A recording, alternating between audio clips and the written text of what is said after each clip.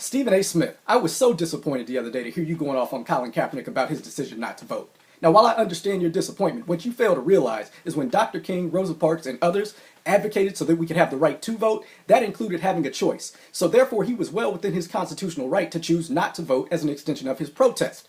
Now, while maybe this shouldn't be about tit for tat or this for that, Stephen A. Smith, I have to call you out on the hypocrisy in which you engage as it pertains to social injustice. I have heard you a number of times on this show talk about how the Washington football mascot is offensive, how it's racist. Yet, in ensuing segments and shows, when you talk about that team's matchups, you are using that term, just letting it roll off your tongue, just blah, blah, blah, like it's not offensive at all, letting it resonate, proliferate, and denigrate our Native American brothers and sisters, a segment of whom have told us that that term is offensive.